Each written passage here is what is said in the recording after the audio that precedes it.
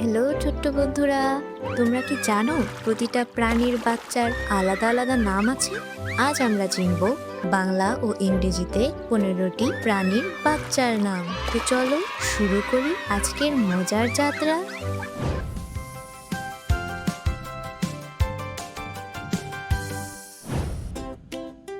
এটা হলো কুকুরছানা, ইংরেজিতে বলে পাপি। কুকুরের বাচ্চাকে বলা হয় কুকুরছানা। জন্মের সময় এরা চোখ খুলতে পারে না, প্রায় 2 সপ্তাহ পরে পৃথিবীটা দেখতে পায়। ছোট্ট তুলতুলে পাপি দেখলে কার না কোলে নিতে ইচ্ছে করে। এটা হলো বিড়ালছানা, ইংরেজিতে বলে কিটেন। বিড়ালের বাচ্চাকে বলা হয় বিড়ালছানা। এরা খুব ঘুম কাতুরে হয়, দিনে প্রায় 20 ঘন্টা ঘুমিয়েই কাটিয়ে দেয়। 7 থেকে 10 দিন পর এরা প্রথম চোখ মেলে তাকায়। এটা হলো বাছুর, ইংরেজিতে বলে কাউ কাউ। গরুর বাচ্চাকে বলা হয় বাছুর। অবাক করা ব্যাপার হলো বাছুর জন্মানোর কয়েক ঘন্টার মধ্যেই নিজের পায়ে দাঁড়িয়ে পড়ে। মায়ের সাথে বাছুরের ভালোবাসা দেখতে খুব সুন্দর। এটা হলো ছাগলছানা, ইংরেজিতে বলে কিড। ছাগলের বাচ্চাকে বলা হয় ছাগলছানা। ইংরেজিতে তোমাদের মতো ছোট বাচ্চাদেরও কিন্তু কিড বলা হয়। এরা জন্মের পরই খুবই দুষ্টুমি আর দৌড়ঝাঁপ শুরু করে। এটা হলো মেষশাবক, ইংরেজিতে বলে ল্যাম্প। ভেড়ার বাচ্চাকে বলা হয় মেষশাবক। এদের গা এত নরম যে হাত দিলে মনে হয় সাদা মেঘ ছুঁয়ে দেখছি। মেঘের মতো তুলতুলে এই বন্ধুদের দেখতে দারুণ লাগে। এটা হলো ঘোড়া শাবক, ইংরেজিতে বলে হর্সফোল। ঘোড়ার বাচ্চাকে বলা হয় ঘোড়া শাবক। এরা হলো পৃথিবীর দ্রুততম শিশু। জন্মের মাত্র কয়েক ঘন্টার মধ্যেই এরা দৌড়াতে পারে। এদের লম্বা পাগুলো দেখলে খুব মায়া লাগে। এটা হলো গাধা শাবক, ইংরেজিতে বলে ডাঙ্কি ফোল। গাধার বাচ্চাকে বলা হয় গাধা শাবক। এদের লম্বা লম্বা কান আর নরম পশম দেখে মনে হয় একটা পুতুল বসে আছে। এটা হলো সিংহ শাবক, ইংরেজিতে বলে লায়ন কাব।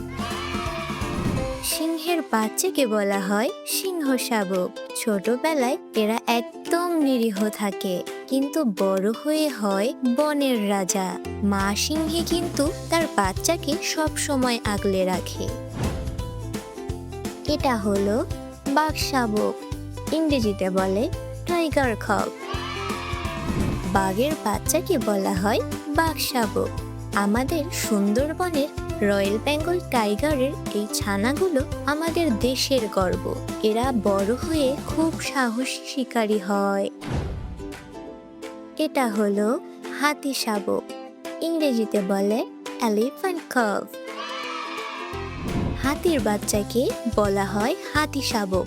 জানো কি, এরা জন্মানোর সময়ই প্রায় 100 কেজি ওজনের হয়। সবচেয়ে ভারী শিশু। পুরো হাতির পাল মিলে এদের বড় করে। এটা হলো হাঁসের ছানা, ইংরেজিতে বলে ডাকলিং। হাঁসের বাচ্চাকে বলা হয় হাঁসের ছানা। এরা ডিম ফুটেই বের হয়ে মায়ের পেছনে পেছনে লাইনে দাঁড়িয়ে হাঁটতে শুরু করে। দেখতে কি ডিসিপ্লিন, তাই না? এটা হলো মুরগির ছানা, ইংরেজিতে বলে চিক। মুরগির বাচ্চাকে বলা হয় মুরগির ছানা। ছোট ঠোঁট দিয়ে ডিমের খোলস ভেঙে এরা বাইরে আসে। এই হলুদ তুলতুলে ছানাগুলো দেখতে খুব মিষ্টি। এটা হলো হরিণ শাবক, ইংরেজিতে বলে ফন। হরিণের বাচ্চাকে বলা হয় হরিণ শাবক। এদের গায়ের সাদা ফোঁটাগুলো একদম জাদুর মতো। বড় হওয়ার সাথে সাথে এগুলো এমনিতেই মিলিয়ে যায়। এটা হলো শূকর ছানা, ইংরেজিতে বলে পিগলেট। শূকরের বাচ্চাকে বলা হয় শূকর ছানা। এরা খুব বুদ্ধিমান হয়। কার্টুনের সেই উইনি দা পু এর বন্ধু পিগলেটকে কি তোমাদের মনে আছে? এটা হলো ব্যাঙাচি, ইংরেজিতে বলে ট্যাডপল। ব্যাঙের বাচ্চাকে বলা হয় ব্যাঙাচি। এরা দেখতে একদম মাছের মতো, থাকেও পানিতে।